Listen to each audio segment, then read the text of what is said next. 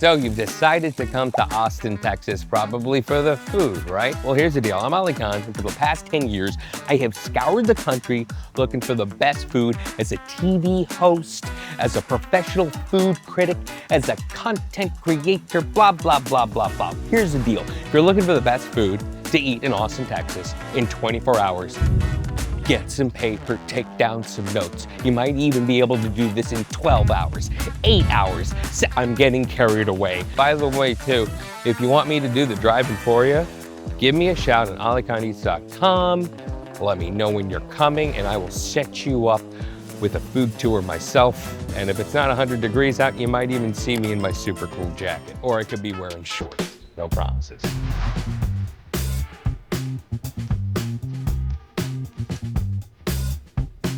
So you're from Mexico, and this recipe is from Mexico too, right? It's a family tradition recipe that we always had in our life. These are by far the most beautiful breakfast taco Thank you. you are gonna find in Austin, maybe anywhere. So you were telling me barbacoa is something that was a family business, something that has deep cultural, spiritual roots. When someone gets married, when there's a funeral, you make barbacoa. But barbacoa for breakfast like this, did your mom make them this pretty? So we were planning to have, of course, something pretty, something healthy, something balanced, something, as I said, easy to just take care of your day by day. So I wanted to make it nice, pretty, and then the people can have something healthy. As I said, the spinach on the tortilla, Right. the beets on the red tortilla.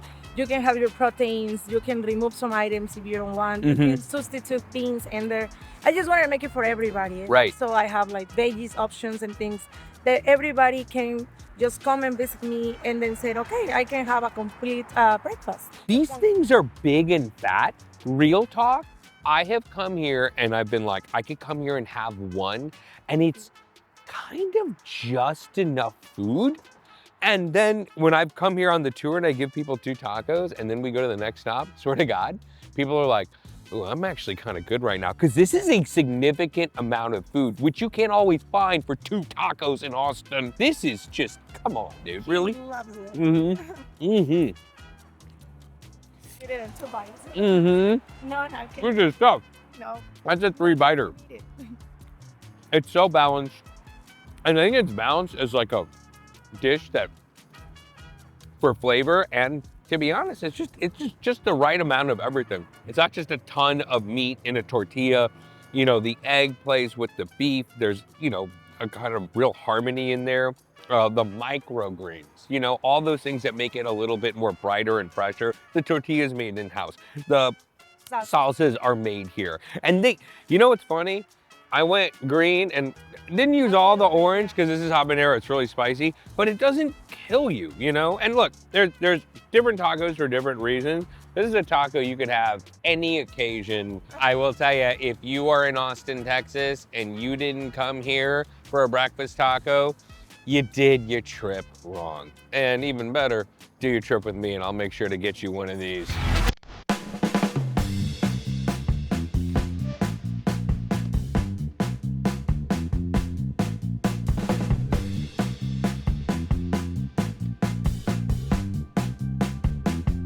Mom Foods Smokehouse and Delicatessen? Yep. A lot of people might get thrown for that, and I love it because when I bring them here, literally we will go, all right guys, you're gonna go to a Texas barbecue place that does Jewish delicatessen classics like matzo ball soup. No one ever sees that coming, and probably, I think, the best Reuben I've had in the United States, and I've been around. I've lived in LA and I've been to Katz's, so whatever. We have the smokehouse and we have the delicatessen aspect of it. You can get a tray with a pastrami sandwich, pork spare ribs, Lockhart style sausage, and smoked chicken matzo ball soup. You know what? We can just get into it. You know, let me enjoy my perks of the job for a bit. Buddy. So, Lockhart style sausage. It's amazing how delicious it is because it's so painfully simple. Absolutely. Painfully simple. All right, so we're gonna get into, I believe, my favorite rib. Tell me about your rib process here. Look, I mean, serious, come on, dude. Come on. Pork spare rib, lots of black pepper. It's a simple syrup glaze on it. It's got a lot of spice from the pepper. It's done hot and fast. So pork is really weird to cook. If you cook it too hot, it's going to dry out real quick. So this is right in the sweet spot. Travis has gotten really good at doing that. Oh my God, I'm sorry, I'm an animal. What I love about this is it's tender, but it's not so fall off the bone that it's like soupy meat. In case you were wondering, yeah, you can cut it with a spoon. Look at that. But I'll bring people here, I'll just get them like a nice slice that they'll share of the brisket and the pastrami just to get the taste of it. But then I really love to have people come here and try something that I think is just phenomenal, which is a well-executed matzo ball soup. This is one of the only places in town where you can get it, especially this traditional. We do matzo ball soup, classic. You know, like your bubby makes this, your grandma makes this. A lot of people say that it's either that good or better. What I can't get over, it's so tender. It's as light and as pleasurable as having like a big bite of ricotta. Right. But you know, I mean, talk about like the power of dill. It's so accented. You know, chicken soup's something everybody craves. Very difficult to find done well. Oh yeah. But this straight up hits. Absolutely. Here we go. It really, I mean, I wish you could feel it. We can feel it on my fingers. Everything about this is so, it's a combination of toothsome and equal parts tender. The mustard and the kraut balance what is a very fatty, but also like intensely salted cured meat. Yep. I think what's shocking is this food is like heavy and over the top, but because everything has been painstakingly made in-house, it's hard not to just want to keep going. And yes, you know, I have been eating all day and you will too, and you will find yourself doing one of these. Yeah. Mark, dude. Thank you so much, brother. Always a pleasure, dude. Yes, sir. Always a pleasure. Great crew here. Love this spot.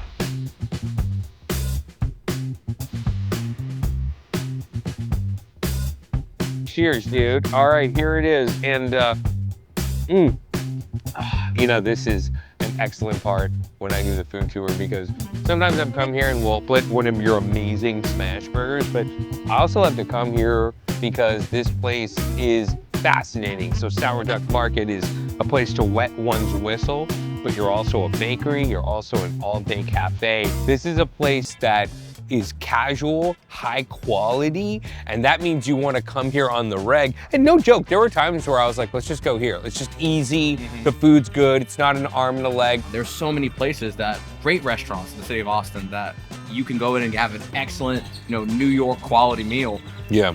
But it's gonna cost you a New York price. And we wanted to be able to have that restaurant, which we do, but also have a much more approachable version where we are doing very similar cuisine, but at a much more approachable level, being very value oriented.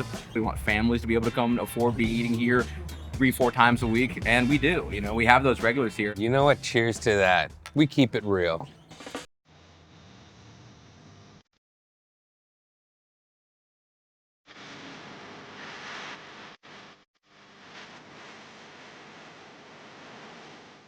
This is how you eat in Austin, Texas, if you're really doing it right.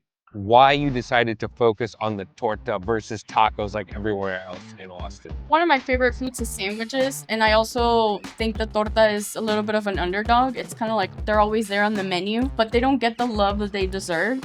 So I just wanted to focus on the torta and do a little bit of my own spin on them, elevate them a little bit, and then just have a different experience with them, and it's not an afterthought. All the stuff's great on the menu. You do a freaking hot chicken torta, which is great too.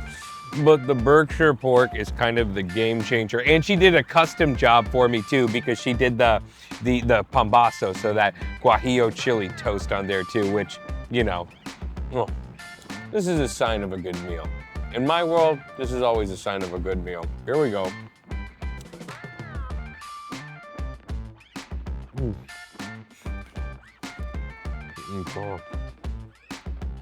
So I'm gonna just say this, and I don't wanna say it's easy, but you can find chefs who are elevating street foods, but I can tell you why you are a star on this food tour of Austin, Texas is because you are such a hidden gem. And when she says, yeah, sometimes other places can put too much horse meat to be distracting, real talk, I've had a torta like freaking off Riverside, and I picked off so much hot dog meat. There was like, I could throw it at you and you would physically be hurt by the amount of hot dog weenies they put on that thing. A little goes a long way.